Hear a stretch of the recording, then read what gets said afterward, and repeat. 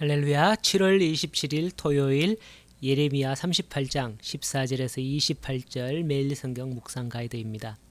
오늘 본문의 말씀은 목요일 본문 예레미야 37장 11절에서 21절의 약술한 사건을 38장에서 어제 내용과 오늘 내용으로 나뉘어 상술하는 내용의 후반부입니다. 어떤 분들은 예레미야가 왕을 두 번째로 만나게 되었다라고 하기도 하나, 저는 바벨론이 포위를 풀고 물러나간 시점에서는 한 번인데, 예레미야를 기록한 저자가 앞엔 간략히 뒤에는 상세히 나누어서 이렇게 기록했다고 봅니다. 14절에 시드기야 왕이 예레미야 선지자를 은밀히 불렀다고 합니다. 지난 목요일에 잠깐 언급한 대로 시드기야는 근래에 벌어진 일들 가운데서 뭔가 어떤 바벨론 군대가 예루살렘 포위를 풀고 물러가니 혹시라도 바벨론에 항복하지 않고도 유다가 살 수 있는 방법이 있진 않나? 상황이 변했으니 다른 예언이 있지 않나? 이렇게 해석한 거죠. 이에 예레미야는 15절에서 제가 어떤 말을 하든지 나를 죽이지 말라라고 답을 받고 나서 대답을 합니다. 17절 이하의 예레미야는 분명하고도 강한 어조로 바벨론에 항복하는 길만이 유다가 살 수 있는 길이다, 왕도 살 수 있는 길이다 라고 재차 다시 한번 이야기를 합니다. 그런데 시드기야 왕은 자기가 왜 바벨론에 항복할 수 없을까요?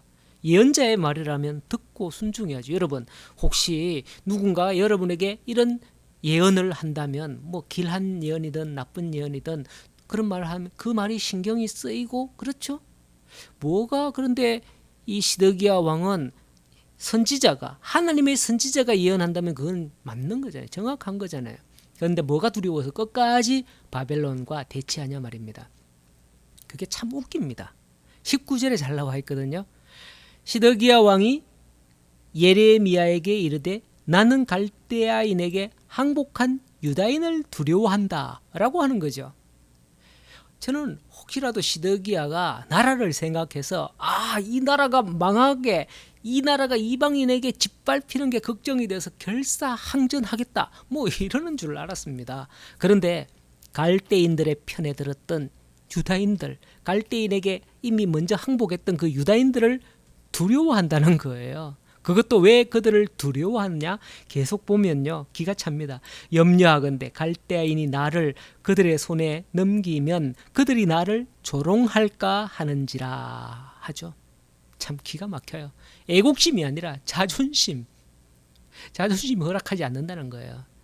그가 왜 이처럼 유다인들을 두려워하는지 이해조차 할 수 없는 일입니다. 사실 시드기야가 그들을 두려워할 아무 이유가 없는 거예요. 그가 내세우는 이유는 타당하지 않죠. 마치 예전에 사울 왕이 하나님께서 아말렉을 진멸하라라는 명령을 내렸을 때 그 명령을 받고도 순종하지 않고도 뻔뻔하게 그 자기가 데리고 잡아온 그 포로들과 양떼들을 두고 뭐라고 늘어놓았는지, 어떤 변명을 늘어놓았는지 아시죠? 그거가 별반 다를 게 없는 거죠. 그때 사무엘이 지적한 것처럼 순종이 제사보다 낫다 이렇게 말씀한 것을 기억해야 할 겁니다. 사실 우리도 하나님의 말씀에 순종하지 않는 가운데 늘어놓는 변명들이 참 많아요. 그런 것들이 이와 같은 형식이 아닐까 생각이 되어집니다. 아무것도 아닌 거, 그거 좀 내려놓으면 되는데, 참 그렇죠.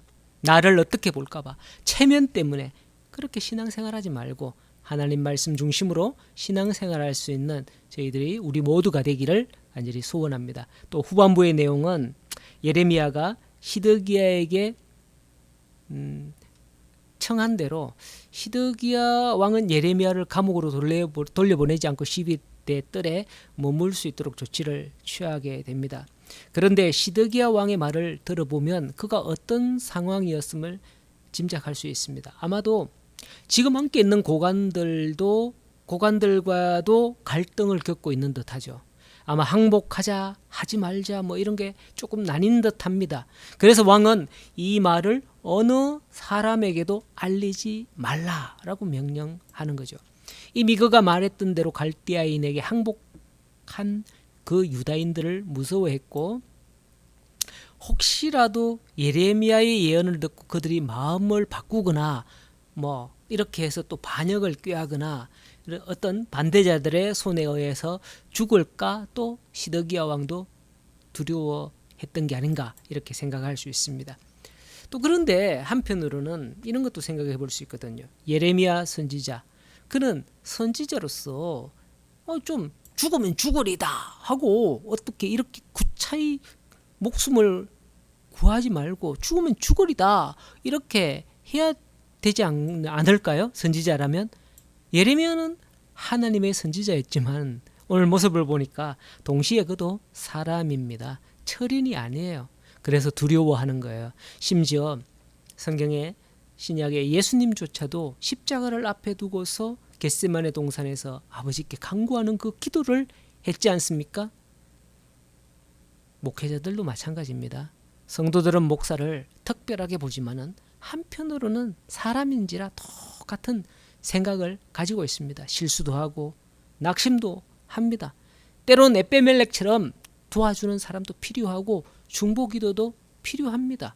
여러분, 손가락질만 하지 말고 비난만 하지 말고 어떤 뒷담화나 하지 말고 정말 선지자와 같은 이들, 또 오늘날 목회자와 같은 이들, 또 해외에 나가 있는 선교사님들, 이들을 위해서 영적으로 하나님께서 지켜달라고 붙들어달라고 간구하며 기도하지 않겠습니까? 오늘 말씀을 통해서 이제 묵상하고 우리가 함께 기도할 것은 우리는 누구를 두려워하고 있느냐 하는 거예요.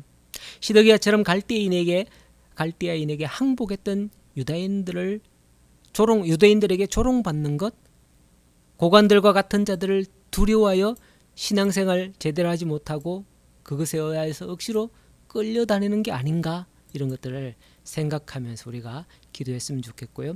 두 번째도 예레미야도 사람입니다. 목사도 장로도 권사도 집사라는 직분을 가져도 여전히 우리는 사람이고 연약하고 넘어질 수도 있습니다.